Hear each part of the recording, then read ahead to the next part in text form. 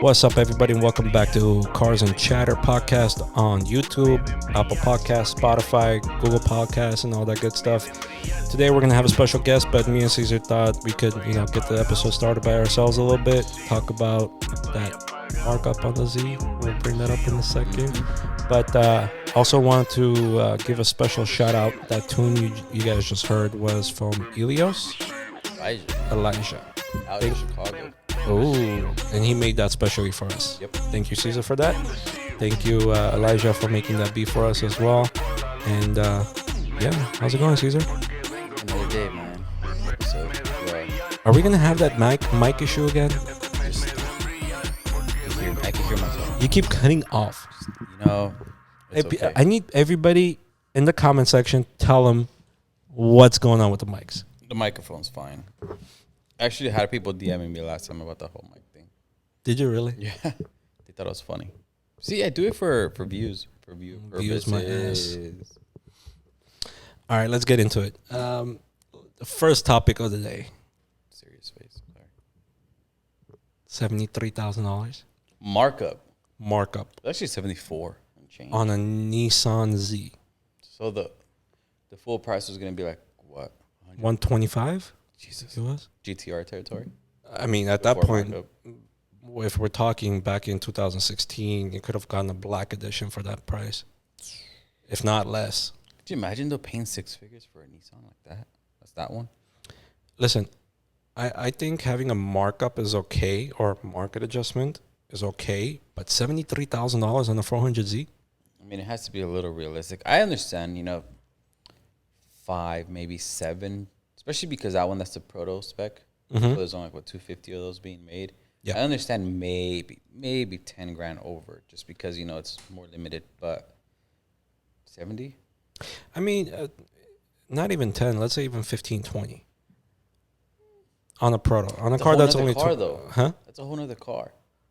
When your markup is like the cost of a whole nother car, that's kind of outrageous. But, I mean, when it comes to the Fair Lady Z, the whole Nissan Z culture, they have diehard customers.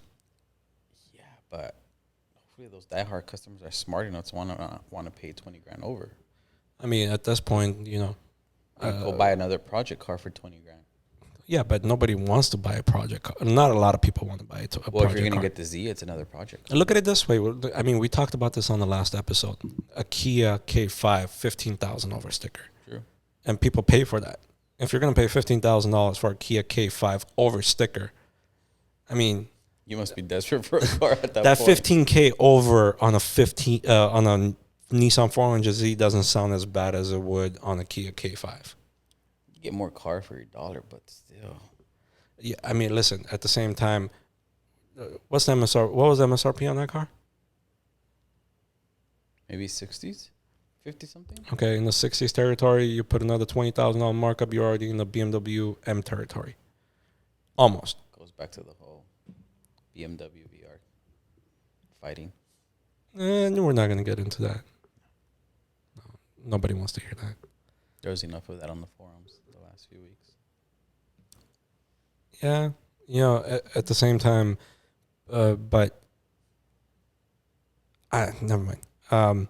We'll save that for another day. Yeah, but let's talk a little bit about what AMS just recently did Oh, yeah, they just tuned their first one. on the 400Z. Yep. What was it, like 452 horsepower and 480 torque? I want to know what mods it had, or was it all motor? As in, no mods. Not all mods, Maybe but- we can get AMS on here and So I'm have curious. them explain it. I just asked, I forgot what his name was. I asked somebody on the forums if they know what mods it had, because I'm curious to know. I mean, regardless of what it is, if for them to be able to slap a EcuTech already on there, that means, how long did it take for the VR30 and EcuTech to have some kind of thing, some kind of platform to go with?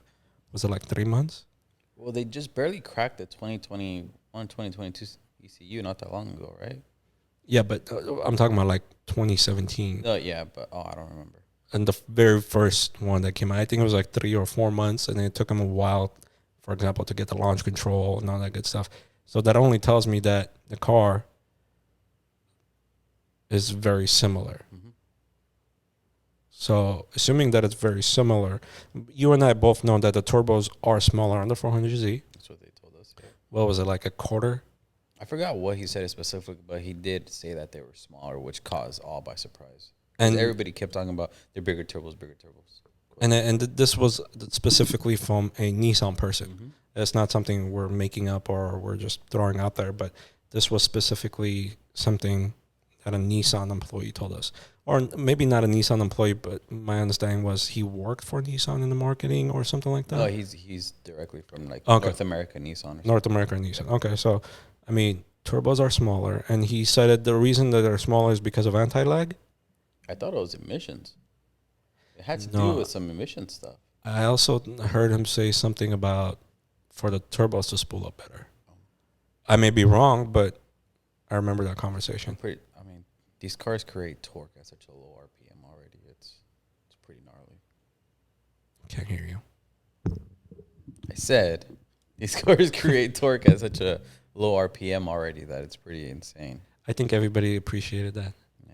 Whatever. I still need everybody in the comments, though. No, you don't. Yeah, everybody needs to DM him. Everybody needs to say something in the comments because we need to fix this. You all right there, buddy? Yeah, I was trying to make the chair go lower, but it's okay. I think as at the lowest possible. I'm on my tippy toes. You're on your tippy toes. I'm too tall for this. Kidding, I'm not on tippy toes. My feet are flat on the floor. All right, people. But I mean, regardless. Sorry about the noises, guys. The chairs. We actually had to kind of Switched up our setup today. switch up the setup because we're actually missing a couple of the mic stands. But it's okay. We'll be back on the regular chairs next time. But back to the whole AMS thing. I think I kind of want to pull it up just to see where we're at as far as numbers, and I'll put it up on the screen for everybody to see it too. I want to say it was like 452 horsepower. Torque was like 470 something. All right, so here we go. Nissan's the 452 horsepower, and max torque was at 523. Huh. Oh, damn. That's a lot of power. That's for sure. They threw something on there. I mean, That's like E30 territories for our cars. and that's an automatic transmission. Once you pass that 500 torque, that's pretty much E territory, at least E30. Can't hear you. I said, Point it out, buddy. it's a constant battle, honestly. It's pretty hilarious. There you No, go. I'm just saying 500 torque is E30 territory. I mean, for them to be able to do this right off the bat on a car that basically just got released last week or whatever, that's amazing. Mm-hmm. Thankfully, AMS already has an idea of what the VR, how it works, what tweaks to make here and there. Obviously, it's a whole different car, but the motor itself has been out for a while, so they kind of already have an understanding of what adjustments they need to make. Yeah, I mean, at the same time, you know, they have some kind of backlog of what to go with. Mm-hmm. I'm kind of curious to see what the other tuners are going to have anything. I think Bonnie and Clyde was looking for one too because they want to start developing parts for it as well. I'm more curious. I mean, Hussein was here over the weekend, right? Mm-hmm. Yeah, thanks for letting me know, by the way. I've been posting it. Yeah, you think I look at your post? I actually have you muted. No, I don't. Yeah, you know, a true friend would have been like, hey, Hussein's here. Maybe we should do a podcast with him. He was busy tuning all day. It's okay. We could have done the podcast over there. Oh. See? Who's saying you need to come back? Race Yeah. box. You need to come back, buddy. But anyways, I'm kind of curious to see, like, What he does with the car. what he does, AMS, Sonic Bonnie tuned. Klein, Sonic Tuned. Shout out to Sonic. He did some crazy numbers last time around. But, oh yeah, talking about Sonic, that drama was kind of funny. We should get him on an episode too. I would love to get him on that I feel like he episode seems like a person that's pretty entertaining to talk to in a good way. in a good way. In a good He has a good he has good character. Yeah. But that drama was kind of entertaining. He brings a lot of like good knowledge to the Infinity page as well. Like Well, he does a lot of write-ups for people to understand the whole why no blow-off valves and all this stuff to try and put an end to the discussion. Even though that discussion is never going to end, but he likes to inform the community as to the why. Well, I think the whole blow-off valve discussion is pertaining to the VR30 motor there's a lot that goes into it, and our motors, technically, our turbos or motors, whatever, don't really need it. Mm-hmm. But a lot of people think that he's talking, not him in general, or when people talk, they think that it's in general. Because it's a turbo vehicle. Yeah. That's why. Because I've had that multiple times. People ask me, like, oh, what pull-off valves should I get? I'm like, you don't need them. They're like, well, but it's a turbo vehicle. And I'm like, I send them the link that he put up that talks about the why not, why you don't need them. So it saves them, $600, right? The HKS. Yeah, I mean, there's a couple of people that DM me and asked me if they should get blow-off valves. I told them, listen, if you're going to get it, you're just going to get sound out of it. It's not going to help you, especially if you're not tuned, or don't get blow-off valves if you're not tuned. Don't get them, period. Don't get them, period. Save yourself the money. Save yourself the headache, too. Unless it's a car that would need it, especially if you're going to build into it. Like if you have an R34 Skyline. Yeah. We're talking different ballpark. But at the same time, our cars don't really need it unless you're going to build the turbos, or unless you're going to build the engine, where it's going to be a necessity for you to have it. And the other thing, too, is if you're whatever car part you're going to get, I'm all for people trying to install them themselves, learn. But at the same time, make sure you have somebody that knows what they're doing. Because I understand people want blow-off valves because they really love that sound. But you also see on the forums, people have so many boost leaks because they don't know how to install them properly. So then they're going back and forth with their tuner, trying to diagnose the issue. And it's if you can avoid that problem, just avoid it, period. Well, me and you have had this discussion about people reading instruction manuals and thinking they know everything. Mm-hmm. Listen, if you don't want your shit to blow up, pay somebody to do it. Pay somebody to do it correctly for you. Because at the end of the day, we got a car in last week. Yeah, it was last week. And the guy was saying, oh, I'm just having coolant leak or whatever. And, we tore apart the car, did a diagnostic on it. Come to find out he needs a new engine. All because He wasn't checking his oil. One, not checking oil. Two, there were some parts improperly installed. Injectors weren't installed correctly. So whoever did it didn't mask around the manifold and all that good stuff. So, at that point, you can't blame the warranty for it, because the warranty is going to deny you for it. If you're not going to do the job properly, let's call it what it is. Time to fork over $20,000 for a new motor. I mean, not even. If you go through a dealership, get a brand new motor, it's gonna cost you $4,000. But there's engines out there you can get for like what, $4,000 to $8,000. Oh yeah, and that's a lot. That's a big misconception, and you can find it on Facebook, you can find it on eBay, et cetera, et cetera. Find them on OfferUp now too, locally. OfferUp? Yeah. Huh, Anything on OfferUp. But I mean, going back to the whole Nissan 400Z, I'm just curious. Let's be honest, the Nissan side of the modification world is a lot bigger than the Infiniti side. I'm curious to see, as far as, aesthetics, modifications to the engine, et cetera, what kind of systems are going to be out there. We all want to see a front bumper revision already. Yeah, I think... At least I do. I kind of dig the proto front bumper. I'm like 50-50 on it.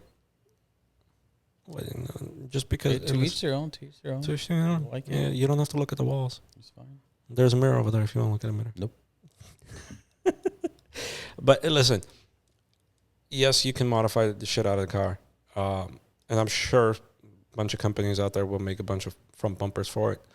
I'm curious to see if there's going to be a Nismo version of that car. Didn't they already post? I don't know. Did they? Yeah, they got some spy shots of one on the track. And on the Nismo. And I think they were able to zoom in on like the seats, and it actually says Nismo. So it's like a Nismo spec, supposedly. Okay. But nothing's been confirmed. I mean, nothing's ever confirmed. Mm-hmm. You get spy shots and color spy shots. But, I mean, the Nissan world, especially when it comes to aesthetics, has always had a huge market. And as sad as it is to say, like Duraflex and all those companies have a bunch of shit for it. Not for the 400Z, but for the 350, the 370, et cetera, et cetera. I think the 400Z is going to have a bigger market for it And I think, personally, I think not the aesthetics, maybe the aesthetics, certain parts of the aesthetics, but as far as the modifications to the engine and so forth, I think we're going to be able to cross-play it. Mm-hmm. I think they already confirmed like the downpipes is the same. Oh, yeah, the downpipes you and I Yeah. knew was the same. We thought the guy said that the downpipes, with the exception of the turbos, well, technically turbos are still the same. It's just the turbines were like quarter of an inch. I'm curious to see if the uppers are going to be the same. Because I just heard about the lowers. I haven't heard anybody talk about full downpipe yet. I think if the lowers are the same, the uppers should be the same too. We're going to find out. Let's find one and tear it apart. You know, SEMA's going to be interesting this year. I'm pretty sure there's going to be a few. I already know of 3. Isn't it always like that? Once a car comes out, everybody just like slams it into SEMA? Yeah, pretty much. You know, it's funny. Me and my wife, let's say like 5-6 years ago, 2 years in a row or 3 years in a row, when we went to SEMA, we had this tradition going. She would take a picture with every single lifted truck, and there was no corner that you would turn you wouldn't see at least like 20 of them. It was like truck season at SEMA. I was like, why am I even coming here? What was it last year? Was it Super or was it the year before? I think that was the year before. Oh. I think. Oh, okay. Because once that thing came out, it came out, but then COVID happened, right? Yes. Yeah. COVID happened, and they had $50,000 markups and all that good stuff. But nobody talked about that back then. But all of a sudden, it's become mainstream media nowadays. But yeah, I mean, I can't wait to see what Racebox, AMS, Sonic, Bonnie and Clyde. Can't wait to see one on the track for the first time, especially because it's a lot lighter than the Qs. Needs better tires. Mm-hmm. Way better tires. ASAP. You know, I'm kind of curious to know who was it that did the race with a bunch of cars in the 400Z, and the Supra, and the Z lost it to the Supra. Was it Cars and Driver or Border Trend? One of those. Well, Cars and Driver, they're paid off company. I'm just saying. You know, how many years in a row did they talk about BMWs being the best car in the world? Like, how many times can you talk about that? True. But anyways, in their, if correct me if I'm wrong, I think somewhere in their article they did admit that the Supra had better tires than the 400Z. Because the Z probably comes with run flats too, right? Like the Yeah. Qs do. Yeah. Those tires are trash. They are trash Like scary trash. and heavy. Yep. That sidewall's heavy. Mm-hmm. But I wonder if you put some good tires, let's say equivalent to whatever the Supra had, stock to stock, and put them on the track, and how it would be. Be a lot closer than it was. Based on the numbers, the Z should be. It comes down to driver mod. But how many times, you know, they say the number is this, and it's never realistically that. Mm-hmm. I think it was the BMW G82 that downplayed the power on the car. They got in trouble with it. I think all these cars are detuned for the most part, right? Well, they're not realistically detuned. I think they're detuned on paper. Oh, I see. Because To give them within a certain class? or well, I think it's more of to pass certain qualifications in order to be able to sell it in certain states. Oh, I see. I mean, California has all these obnoxious laws. Oh, did you see the new one? 2035?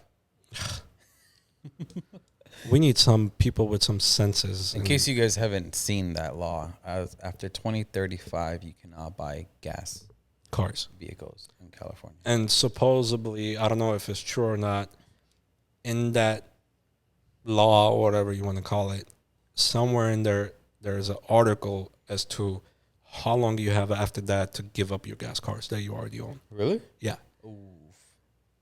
But they can't do that.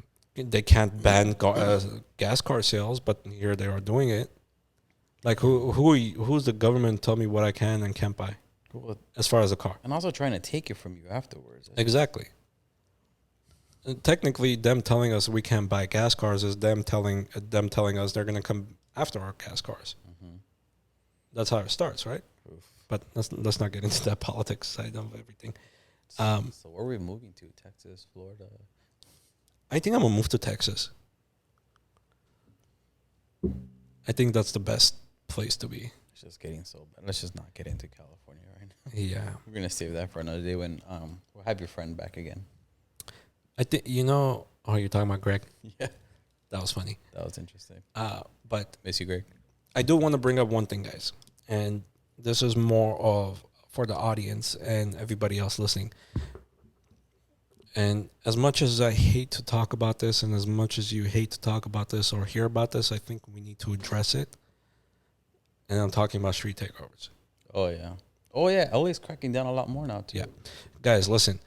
If you're a true enthusiast, if you love cars, takeovers is nothing to us.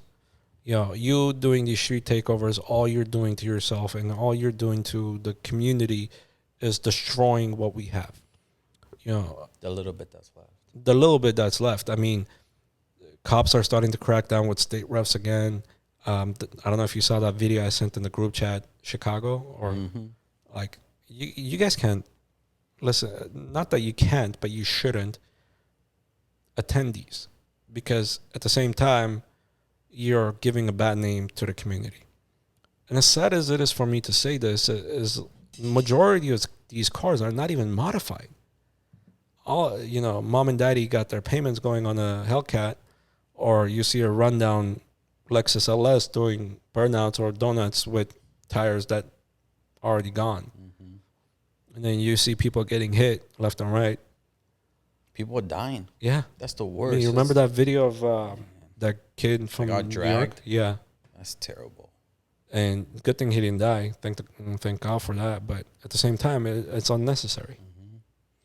The worst thing is people don't process it. Imagine you're thinking that it's fun and cool, and you get hit by a car, and then what? You become paralyzed, can't walk, can't move, or ultimately you die. And for what? It's Just not because it's quote unquote cool to attend one of these.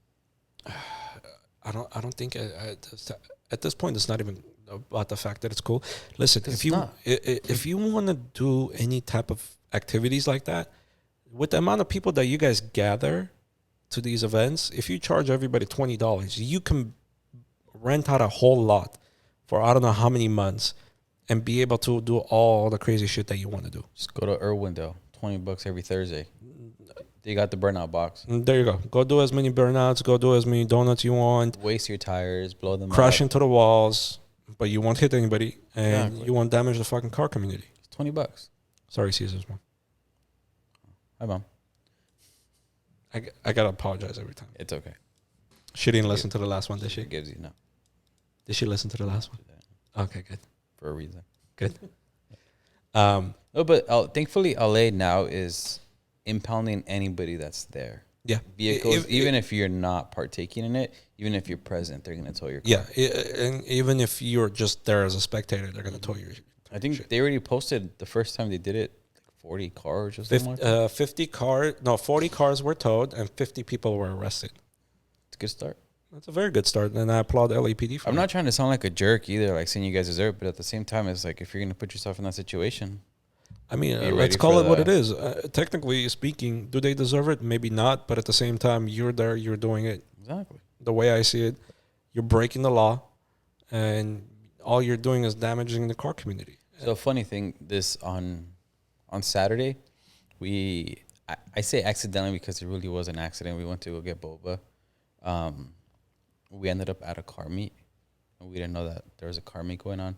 So we pull up, we're walking around.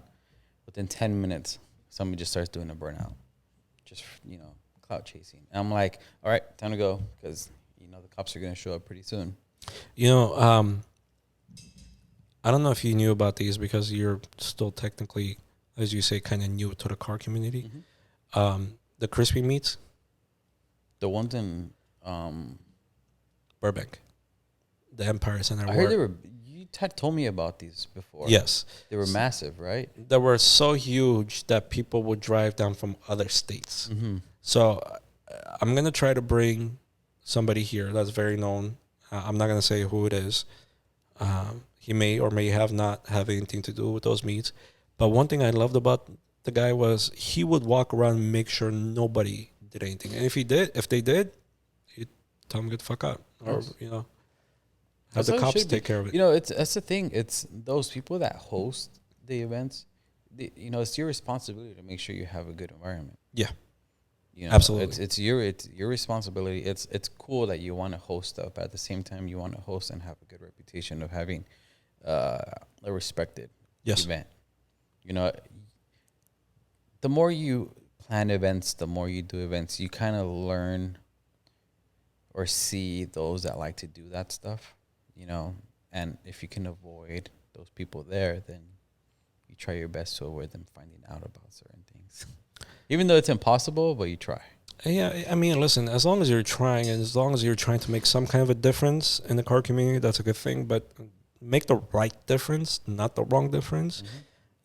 Soon enough, the way I see it is every time there's a takeover, the cities wake up and start doing something about it. And we need to be able to control it before it comes down to a time where you can't even have aftermarket wheels in California. Mm-hmm. Well, it's so hard because we all want to try and have permitted events. Yes. If I host an event, if there's a cop present, I'll be the happiest person. Oh, yeah. But at the same time, with the way how hot the car scene is, could you imagine, like, hey, I want to have this event. Can you guys have a police officer there? It's hard nowadays. You can't do that anymore because they're like, oh, we're going to give out some tickets, because they just want to get people because it's so bad out there. Yeah. And it's not like that most of these cops are doing it just out of spite and to do it against you. It's more of the fact that, they're doing their jobs at this point. And they don't, it's not, and I've talked to a few of them and they're like, listen, we don't want to give out these tickets. A lot of them are car people too. Yeah. And they're Most of them. we just have to do it because the guy acted like an ass on the street, or I had to do it because of X, Y, and Z. But I've been to a few car meets that there's an officer there, and all they're doing is sitting in the car. But even with just them being there, it controls everything. Absolutely. They don't have to walk around. Nothing. It's just seeing a cruiser there. Just brings peace to the whole event. Yeah. Before we take a small cut here and invite Mike into the episode, I do want to say one thing. If you're a true car enthusiast, spread the word. If you have a friend that goes to these events, talk him out of it. Go to Arendelle, pay the $20, whatever it is. If you guys come all together, I'm sure you can buy a lot and do whatever the hell you want to do. Rent all over Arendelle. Yeah, rent all of Arendelle and crash your car against the wall as many times you want. Do it. But don't do it on the streets. Please. Please stay off the streets because at the end of the day, we see people get hurt, and that's the last thing we need. We don't need to see more people get hurt. I mean, all these videos of people getting hit, ran over with cars, should not be happening. No. All right, guys, we're going to take a small cut here. We'll be back with Mike. All right, ladies and gentlemen, we got Mike from MFR Engineering here with us. Welcome, Mike. What's up, guys? How you guys doing? Good. And, of course, unfortunately, we have Caesar here. But anyways. Might be my last episode. Yeah.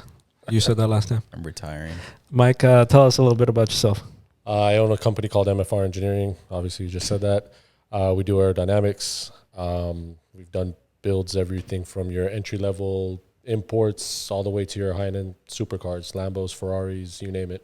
Cool. So let me ask you this. What was the first car that you guys ever worked on? It's probably, shit, man, we're going way back now. We're going back to the previous business I had. It was going to be an import, Acura Integra. We did a full Aero package on that thing, and it was a half-mile car. Jesus. Yeah, thing made, I think it was like mid-fives to the wheel. And we did a shift sector with it, and we fucking blew the doors out of a lot of people. And that's on an Integra, 500 horsepower on an Integra. Is like, yeah, that thing's scary, man. What is that, like 1,000 horsepower, technically speaking? Or maybe 800? It's up there. We took out cars that were making like 800. Yeah. Yeah, it's stupid fast. The torque steer, I mean, it's... Front-wheel drive? Front-wheel drive, yeah. Imagine spinning on that thing. That's scary. Oh, it's scary, man. It was my brother-in-law's car. It was a badass build. He built his, and I built my S2000. We both took those cars out at the same time. But because of all the torque steer, we're like, man, we got to get this front end planted. And, we're like, shit, let's start making shit. And that's kind of how the ball started rolling. So this might sound like a dumb question, but like all the stuff that you do, is it for functional or for aesthetics or both? It's all functional. There's maybe in the years I've been in business, maybe 1 or 2 cars I've done some aesthetic stuff for. And that's because they're homies and they were SEMA builds or some BS like that. Yeah. Everything's, if it doesn't work, I don't want my name on it. So what was your favorite build? All time. That's a tough one, man. That's really a tough one because every car, I'm the type of car guy that every car I've ever driven talks to me. Like there's something about it that I enjoy. There's something about it that just gives me that, oh shit, I could rock one of these. But if I would really to narrow it down, it's probably one of our recent builds that we did for SEMA 2020. It's a gentleman named Alex Warren. I don't know if you guys are familiar with him. Sounds familiar. Yeah, he's an artist. He just signed a big record deal. He does his own little YouTube here and there. He has a Ferrari 488 that we did, and that thing was fucking insane. I love 488s. Dude, it's, it's crazy because the transition with Ferrari going from N8 to turbo, everybody's like, oh, the sound, this and that, but that thing still sounded amazing. It really did. I mean, it doesn't have the, that high pitch that the other Ferraris have, but dude, that thing was wicked, man. It made crazy power, and it was just insane. So, we were talking outside. We were talking about it. What you want to know? No, we were talking a little bit about something that you actually have that I didn't know you had. I think, real quick before we get into it, we met at SEMA through Rohana. No, not through Rohana, Ferrara. Ferrara. Yeah, you worked with, we parked, no, not Ferrara. Was it Ferrara? Yeah. Well, hold on. I was with Ferrara. I don't know who you were with. I was with Rohana that year, but we did a video shoot, didn't they invite a couple cars out for, oh no, Run Rally. Run Rally. That's where it was. Run Rally. Yeah. Now I remember. Damn, dude, that's been a freaking long time. What was that, like 4 or 5 years? More, dude. Way more than that. We're talking about maybe SEMA 2017. Oh, Jesus. Yeah, you're right. 17. Yeah. It's back when you got the car? Yeah. Yeah, it's been a hot minute, man. I'm telling you, my car, the first minute I got it, I started cutting it up, and people were like, what the fuck is wrong with you? When I saw his wide body, I was like, what wide body is that? He's like, mine. And I'm like, cool. That's how you do it. Yeah, it was funny. Shout out to Ulterior Motives for that, because they're the ones that kind of did the arches. The front bumper was technically mine. We built the front bumper from scratch, and it was off the concept from Infinity for the Black S.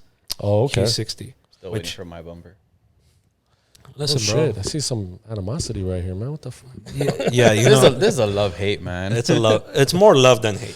Depends on the episode. Now I understand why you guys are doing this together. You guys can shit on each other. Yeah. Well, it's on a daily, man. We don't even need the episode for that. But yeah, man. Run Rally brought back a lot of memories, and the reason I invited you is because I know you're a true car guy. I appreciate that, man. And a lot of one of the things that's missing in this community right now is true car people. Oh, I can't agree with you more than. I mean, we could. That's a whole other episode we could have just about that, probably. We probably will. And what's funny is we were talking outside, and you brought up something that you recently went to an event. Tell us a little bit. Yeah. About that. So we own a Ben Sopra GTR. It's a very rare car to begin with because there's not that many Ben Sopras out there, but. If people know, the center exit Ben Sopra cars were the movie cars, or prop cars for Fast and Furious. There was only a handful of them. From what I understand, there was only 3, and we have one. And I put it back to its original way, wrapped in blue, the way it was in the movie, and we took it out to Origins. Amazing event. They brought out a lot of people. They brought out a lot of hypercars and supercars. I was pretty impressed. A lot of YouTubers and so-called car people. I'm not trying to talk shit, but it's the truth. You ask them some technical questions and they're like, what? But anyways. But they're true car. Yeah, they're true car people. But I had maybe, as an example, 9 out of 10 people that came up to the car. Is that a Rocket Bunny? Is that a Rocket Bunny? Damn, I never seen this Rocket Bunny before. And I'm sitting there going like, are you guys kidding me right now? Like, I messed up. I should have, because I actually have the model from the movie, and I left it at the shop, and I'm like, I should bring it. I should just put it on the car so I don't get that dumbass question. But I'm like, it can't be that dumb. I mean, come on, it's yeah, I get it. It didn't have a crazy scene in the movie or whatever the case may be, but I mean, it's a Ben Sorpo GTR. It's an $80,000 wide body when it came out. Now you could probably pick one up for like 50, 60 grand plus whatever shipping is to get it over here. Jesus. But you're not getting the center exit like it was in the movie. There was that was like for that. The one that Gretty owned, they're the ones that kind of went all out. Theirs was nuts because it was an actual race car. They had the Lexan glass in it and all kinds of stuff. The other ones were still street cars per se, but they were all of them were fast. Theirs was just fast. Faster. There you go. Fastest. Yeah, but it was a trip, man. I'm sitting here going like, like I was telling you outside. One of the guys like, yeah, I know GTRs, man. It's one of my favorite cars. This and that, blah blah blah. And he's like, I know this. And I'm like, why don't you know what this is then? Like it says it on the front of the bumper. It says it bumper. On the fenders. It said, well, no, it doesn't say it on the. So I didn't get a chance because we literally just finished the car for the show. Cause I'm like, you know what? There's gonna be a lot of people. Mm-hmm. Let's bring it back out. Let's show people what it is. Yeah, dude, it's just they totally bombed on it, man. I mean, we have it on the wing end plates. It says it on the front bumper. I mean, it's not huge because you don't, it was never really big. The big one was on the side of the door when they did. I'm trying to remember. Down brain farting, but there was a big logo on it at one point. But I mean, ain't nobody have time to that. That logo's so hard to trace. I mean, the guy that did the small decals for me took him 2 days to do it. Damn. It's because it's cursive and it's a very hard font to copy. Like that font doesn't. I guess it exists or whatever the case may be, but you just can't replicate it. So he had to like trace it and copy it and do all this. Like he was just like, man, you killed me on this. And I'm like, cool, but you made it never again. He was probably like, fuck this guy. I just want to be done with this. Luckily, it's my employee, so he didn't tell me that. Burn my number. Don't call me again. Yeah, but he did me a solid. I mean, him and his wife knocked it out like last minute because, like I said, the car was put back together last minute. The car's sat since SEMA 2019. It was a booth car, but the only person that recognized the car was the guy that developed the kit in Japan. So when he saw it, like he got all emotional. He was teary-eyed. He's like, I can't believe this still exists. And it's broken English because he couldn't really speak squat English. But awesome dude, super humble. And he's like, can I sign it? I'm like, my business partner at the time looks at me. He's like, fuck yeah. So signed it. And later during that SEMA show, we had a sheik offer us $250,000 for the car.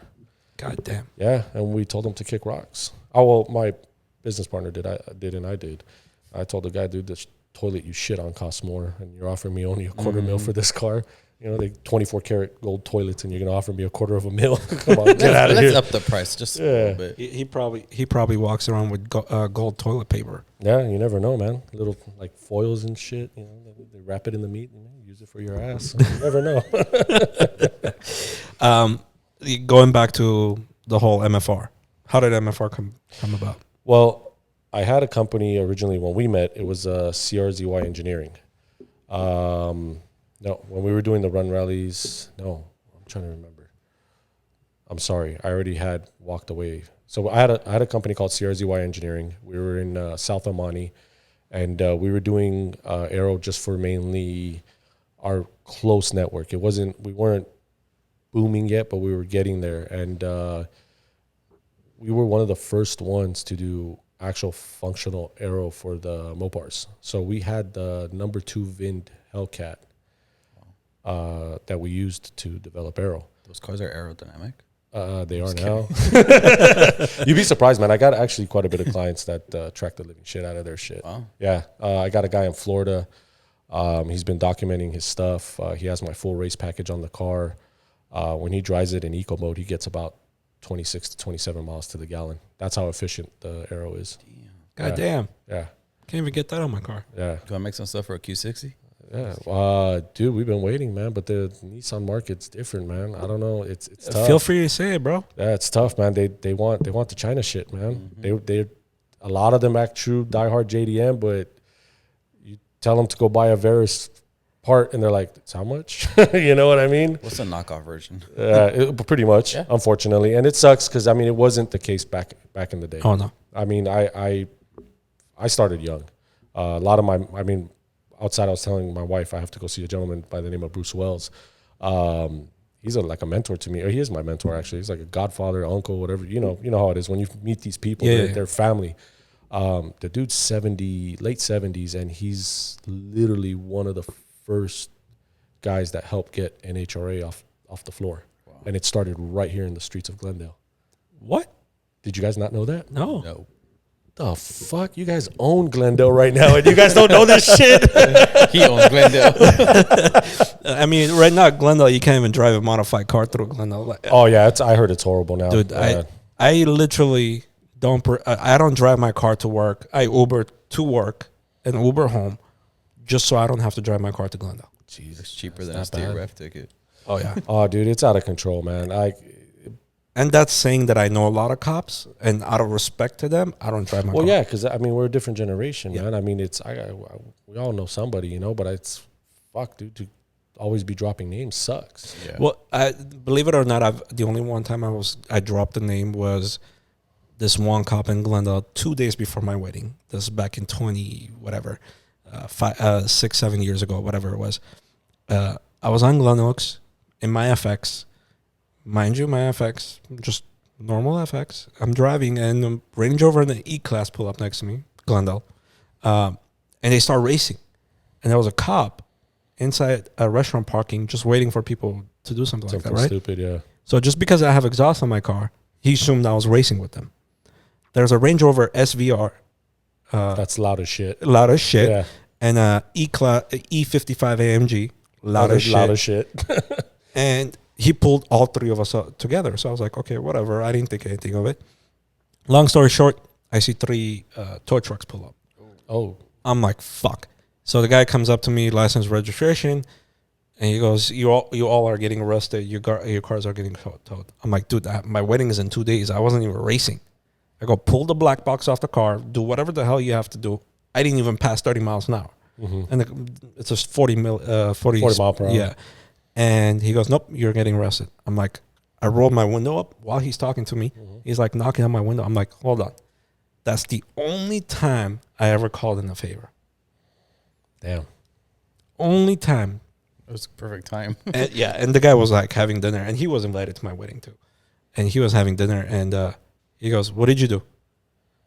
I go, I haven't done anything. He goes, just give him the phone. I didn't even say anything to him because I called him, and he knows I never call him.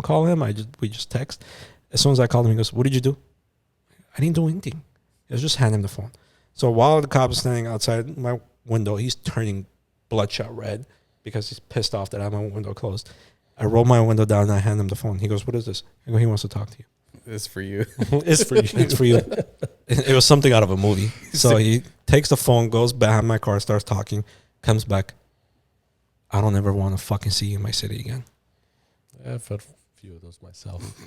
I go, well, sir, first of all, I wasn't racing. Second of all, I live in the city. I live a block away, so maybe I'll see you tomorrow. But we can have a different kind of interaction.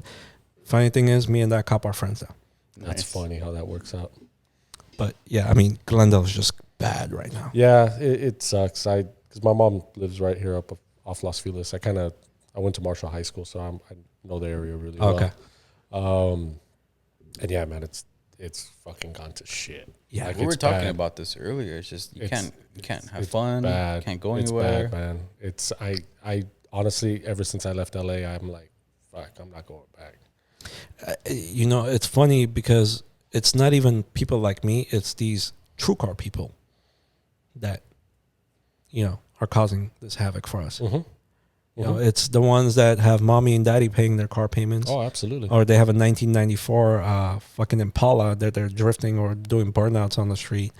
Yep. The street closures, all this bullshit, man. It's fucking up the industry. They don't even understand, dude. Look at all the big companies. They left California already. Yeah.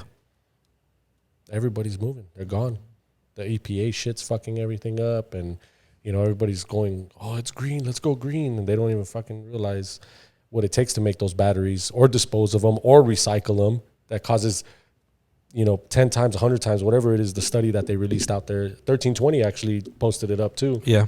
That it's like crazy. Worse than what we do. Yeah. 10 times all worse. the mining and all that stuff. Yeah. And then now we're getting dinged for going flex fuel. What the fuck? We burn like a car does the emissions on a standard car won't even read the E85 coming out of a car because that's how clean it's coming out. Yep. But yet we're gonna get fucked for it. It's insane. And now what we had talked about earlier, no more gas vehicles after 2035. I don't think that's gonna happen. I think the next governor that comes in is going to throw it out. Hopefully. You know what? This state's really shitty. Like really, I'm born and raised here, first generation here. My family's from Eastern Europe. I love Cali, but man, we just got too many dummies here. Yeah. So for it to change, the dummies got to change. Absolutely. Yeah, and then it's not, I tell people all the time, we're not asking you to be smart or geniuses or some shit like that. Just don't be stupid. Have common sense. Yeah. Talk. Read something. Read what you're signing. Don't just fucking go and sign it and be like, yeah, I did something. No, it doesn't work that It's all way. the lobbying, whatever they're going to pocket too. Yeah. Absolutely. Yeah.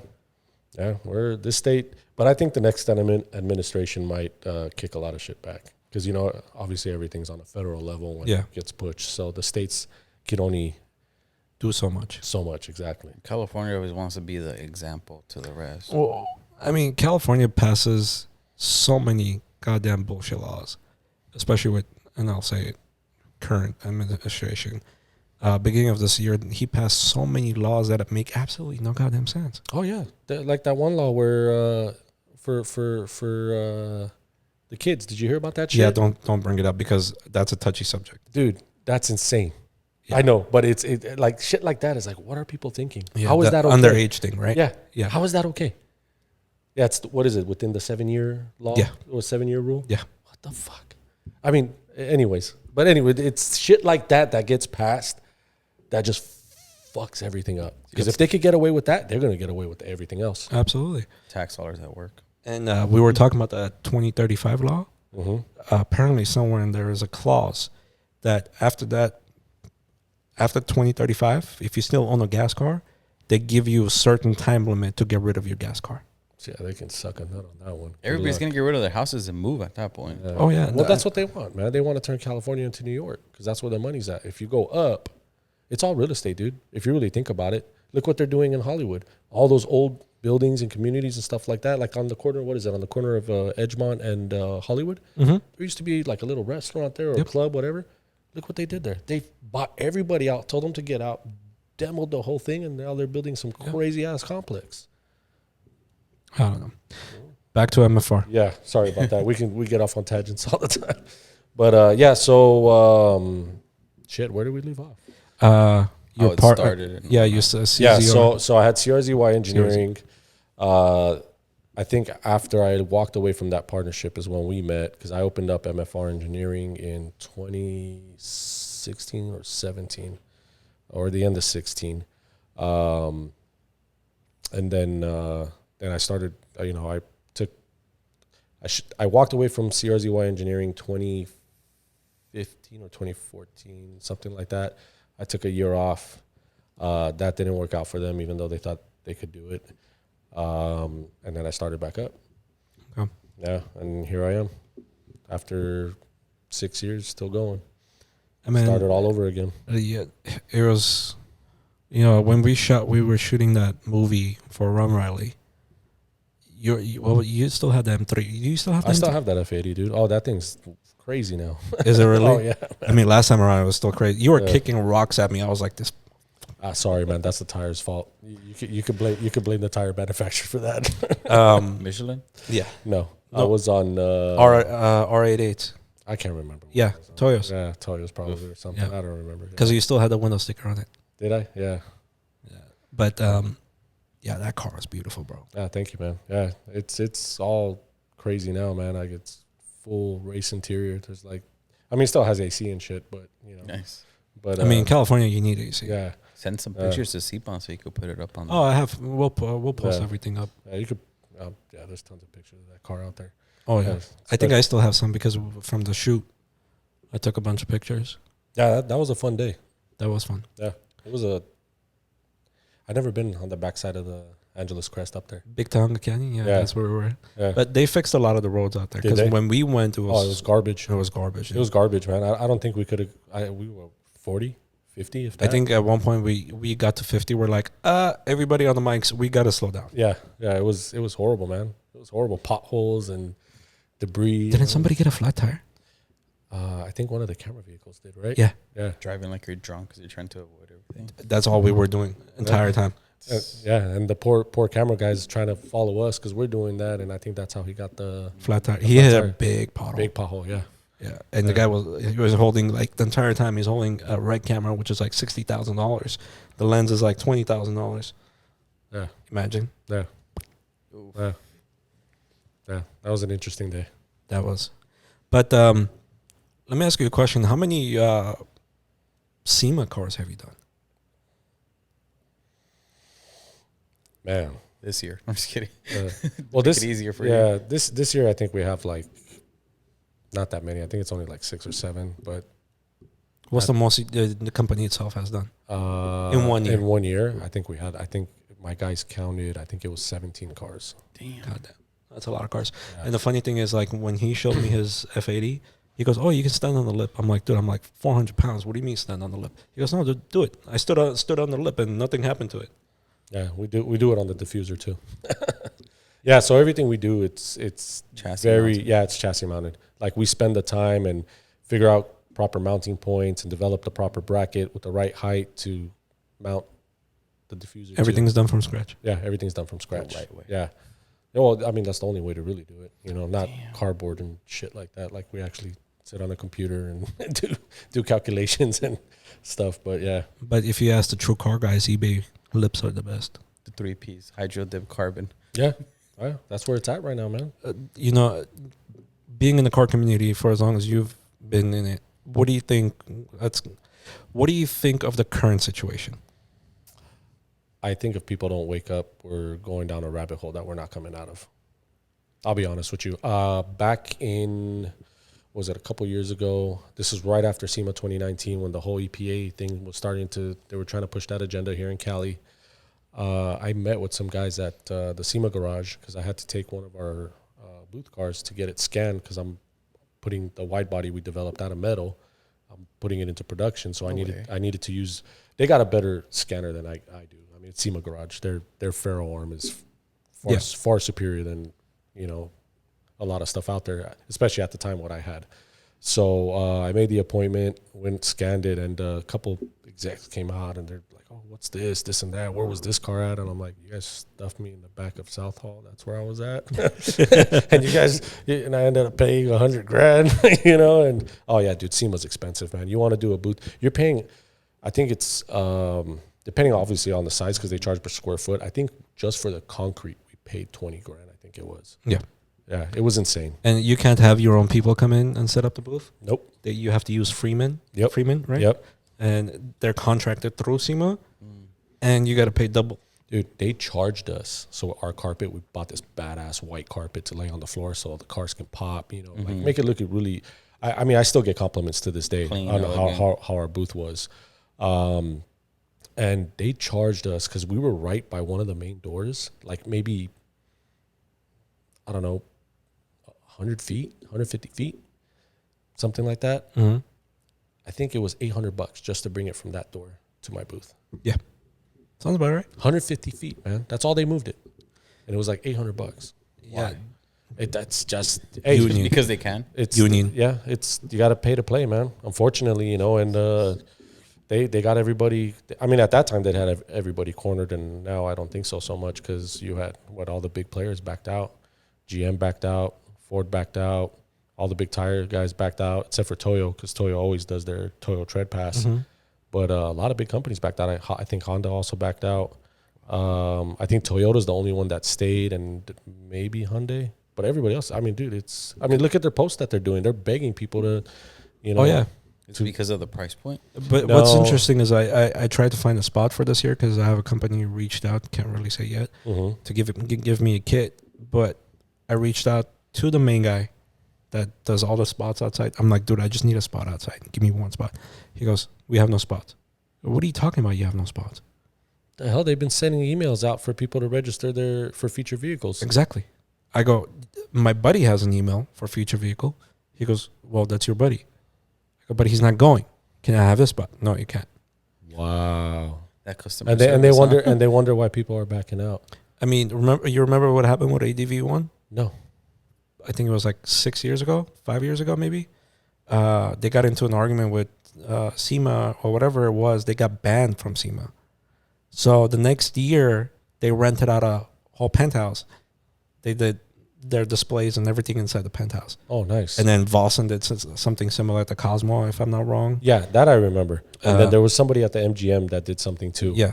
That I remember, but I didn't know that was why. Wow. So it's cheaper getting a suite, like a whole absolutely. house than going to SEMA. Well, I mean, yeah, man, you're paying 20 grand for the concrete. I mean, imagine the suite you get for 20 G's, you know? But look at it this way also, you're not going to have as many people walk into your room than you would that are at SEMA.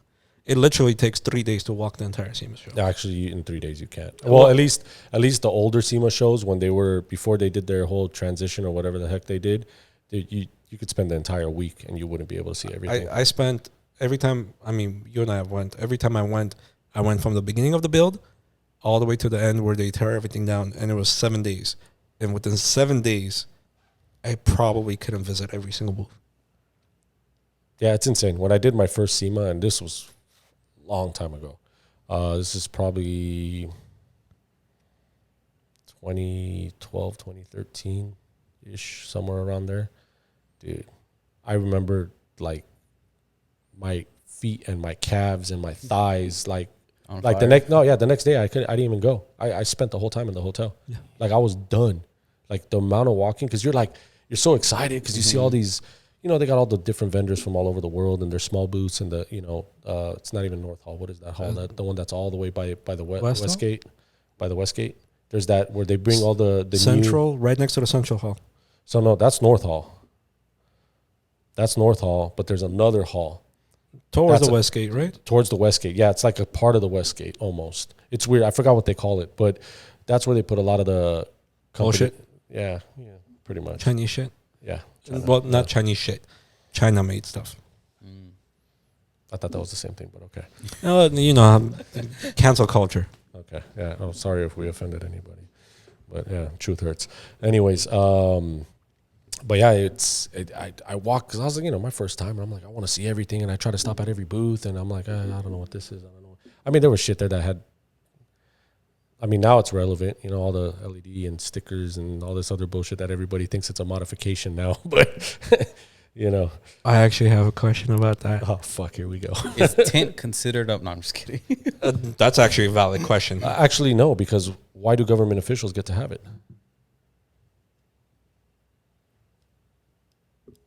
Yeah, Caesar. Well, I don't know. Well, I mean, you know, that's how I look at it. Why would it be? I thought the way everything works, whatever the government has, we could have. I mean, that's the whole point of having a free country and a constitution, right? That's a part of democracy. Yeah. Drops the mic. Yeah. He's like, I'm out. You know? My question to you was, what do you think of the whole underglow making a comeback? Oh, God. Fuck, man.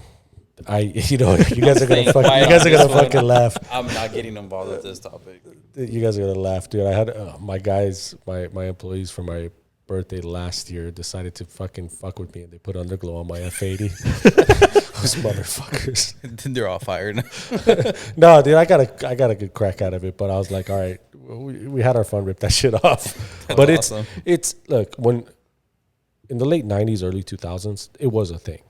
But the cars that they were going on, the build qualities, man, it was... You can't compare. You can't compare, man. So, I mean, when you saw that shit, it actually served a purpose. Yeah. It lets you see under the wheel wells, under the car, how they did these builds. Like, I mean, you could eat off of some of these cars. But it was also a solid color. Yeah, it's correct. Not like what it correct. is nowadays, rainbow this, all this. Well, I mean, you know... I'm going to mute that one word. It's the color culture, dude. Everybody wants to have a variety of, you know, I'm different. You know, they forgot who they were or who they are, or they don't even know who they are. Some people. You know, I mean, yeah, I feel like that. My personal opinion of what's going on with the car culture is you have all these kids that are driving a car that's under their mom and dad, paid by their mom and dad, and they buy. Listen, they buy eBay shit, and this is in no way disrespectful to anybody. I don't mean any disrespect. I'm just saying what I see. They're destroying the entire car culture with these takeovers. Look, I agree.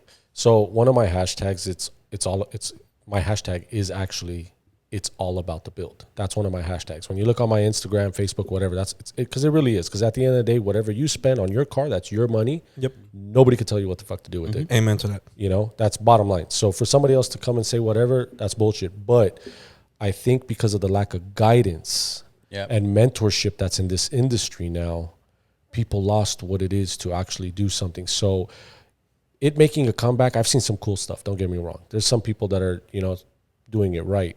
But then you see something that somebody thinks it's crazy or whatever. And they, once again, back to that street culture, they'll put all these lights on just so they can get their, 10, 15 seconds of fame doing their burnouts or whatever. That's not cool. I'm sorry. I know my slogan, it's all about the build, but we bleed, sweat, realistic. Eat, shit this. You know what I mean?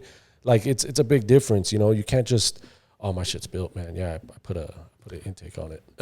Listen, I get a lot of shit, people hating on my kit. I don't care. I like it. Who cares? I did it. You built it, right? For you. At the same time, the problem is, my question is when somebody says, oh, this is not a real wide body kit, and well, what's a real wide body kit? Oh, it's got to be riveted, bro. Yeah, you didn't know that? It's riveted, bro. You got to be riveted. Or a real wide body kit is Liberty Walk. Yeah, it's the whole molding went away. I mean, it's slowly coming back. There's still people like doing it, but a real wide. Look, why do you?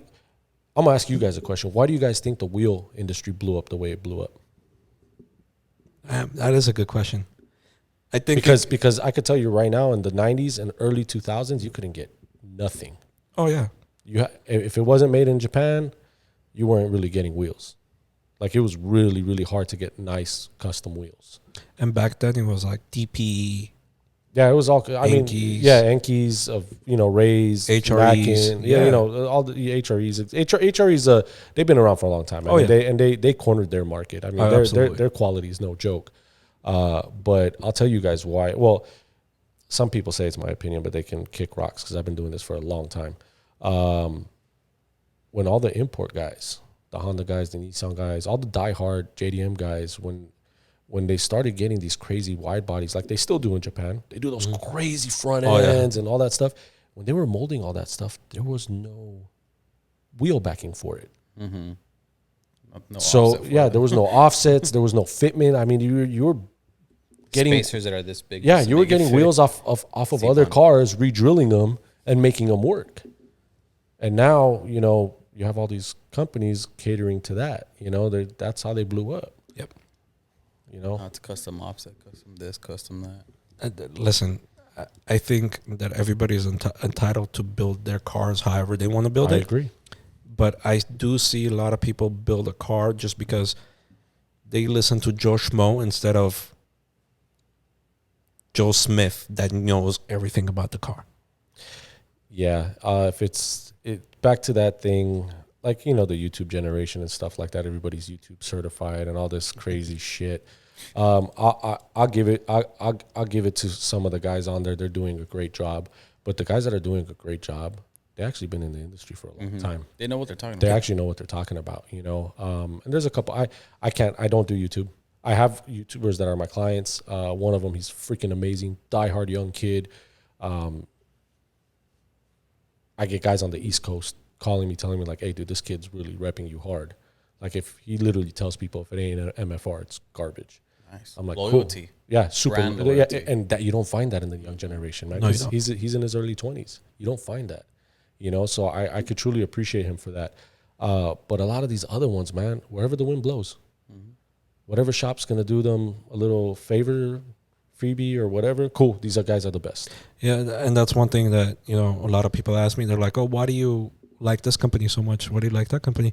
I started working with them. I like the way they do business. Is my car the fastest or the slowest or is it the nicest? Maybe not, but I'm loyal to them. Yeah, absolutely. I mean, you've been there since day one. Why are you gonna jump ship? Because like you've been brand loyal with ARC forever, right? Oh yeah. And it's like I have my AFE stuff, and people are like, why don't you switch? I'm like, why would I switch? Yeah. What would I have?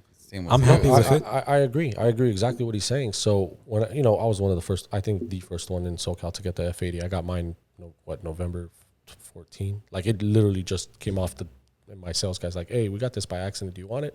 Cool, I'll take it. Nice. And that's why it's done. What, SEMA 5 years, LA Auto Show 3 years. Like it was because everybody used my car for development. That's why I'm loyal to CSF. We need CSF on here. Yeah, we'll talk to Ravi. We'll see what's up. Put him on the spot. Yeah, a little bit, huh? I'm gonna call him right now. Ravi, no.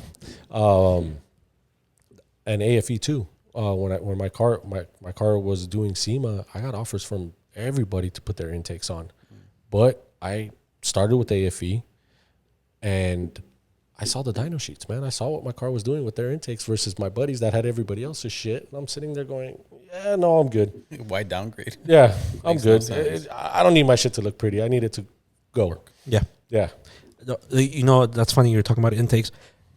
On the new M5s, not the new ones, the last ones that just came out, they had that tornado intake. What was it called? On the F chassis or the G chassis? F chassis. F chassis. So on the F10s, It literally looked like a big ass tornado, and it was all carbon fiber. inventory. Yeah, I don't know, but that one guy on Instagram, Zed Sly or whatever his name is. Zed. I don't know, man. Anyways, a lot of these guys I honestly don't pay attention to. If they're not doing something for the car community, for me, they're irrelevant. but if you ask them, oh, I got 250,000 subscribers or followers, I'm a car person. I don't know why I did that hand gesture. Sorry. Well, because that's how they do it, though. You just literally mimicked how they talk. Exactly. I think that's subconsciously that's what you did, because that's what they do. But yeah, man, it's like I'm sure a lot of these viewers they can attest for this. You get these guys, man, that they get some hype or they get TikTok famous or whatever. But how long is that gonna last? You know, that's the sad thing. You said it perfectly. The problem is, like, don't get me wrong. Am I the best YouTuber out there or podcaster? Absolutely not. But the production quality that I think we bring to the table. And it's the consistency, man. And it's how many people you actually know behind the industry that keep this industry going. That's what a lot of these guys don't understand. Yeah, you could bounce around, do whatever you want, but it's people that have been grinding since back in the day when you made shit happen because there was no other way. And those are the ones that are keeping this industry alive, because everybody else is dropping off like flies. I mean, look, ever since we had this trade issue with China and stuff like that, look how hard it is for people to get parts. Yeah. Oh yeah, that's such a big topic. And people were begging me to take my shit overseas to make it overseas. I go, hell no. Made in America for America. Amen to that. I'm sorry. Everything, all my material sourced here in the U.S. I could trace it from the refinery it comes from. You can't do that shit with China. Nope. I'm sorry. If I got a problem, I know who to go to. Mm-hmm. They're here. They're maybe not in California, but they're still damn local. They're not across a damn sea or an ocean where you can't even get a hold of anybody. The time difference. Yeah. You're like, oh, shit, you know what I'm saying? Yeah. So yeah, dude, I'm big on the guys that pioneered stuff and started this and are trying to keep everything here, man. Because at the end of the day, that shit's gonna go away, man. I mean, where are you gonna get stuff? Look how many automotive businesses are hurting because they can't get vinyl wraps, or they can't get their plastic components that they use to make whatever parts they make or whatever. Dude, a lot of companies got hurt or went under. Yeah, just the delays and everything. I mean, when we had all the backlog of containers in Long Beach and all that. Oh stuff, yeah, what a shit show that was. What a shit show that was, man. The worst part was, like, it made all the distributors look bad. It's like they have no control over this. We saw it on the forums all the time. Can't get my part. This company this company that. It's like they have no control over it. You know? They're just distributors. I mean, look how hard APR got hit, dude. People waited for APR products for a year and a half because the guys overseas had them by the nuts. Because why? Where's carbon fiber made? You know, it's not made here in the U.S., obviously, because we can't do it anymore, you know. You can't chrome dip wheels anymore. Oh my God, I can't believe they did that too, man. California. How chrome dip. Yeah, you can't do chroming anymore, man. So all these classic car restoration guys or these guys that are doing, they got to go to Mexico and get the stuff done. Yeah. And you know what's crazy though? The quality over there is freaking amazing, man. Better than here. Oh my God, those people work, man. I'll give it to them. Not here, but over there, because you know, I trip out on that, dude. I tell people all the time, I'm proud to be American. I love being in this country. I still think, even though we're going through all this crap, that we're still the best country in the world. But look at how people that come here work versus people that are here. Oh, the work ethic is completely different. We talked man. about this. Completely different. Dude, they work 100 times harder because they're actually knowing they're getting paid versus the 1,000 times harder they worked wherever they came from for nothing. And they're not entitled. And absolutely. They say thank you. Yeah. Mm-hmm. Oh, you bought me lunch today, sir? You didn't have to. They're still in shock. Yeah, they're like, what? Mm-hmm. Yeah, it's crazy, man. People really lost that sense of pride to do something and actually work with people. And at the end of the day, I don't care what industry you're from, when it or what, like wheels or like I do Aero, whatever. When we come together, man, we need each other. Because at the end of the day, I don't exist without this guy. That guy doesn't exist without me.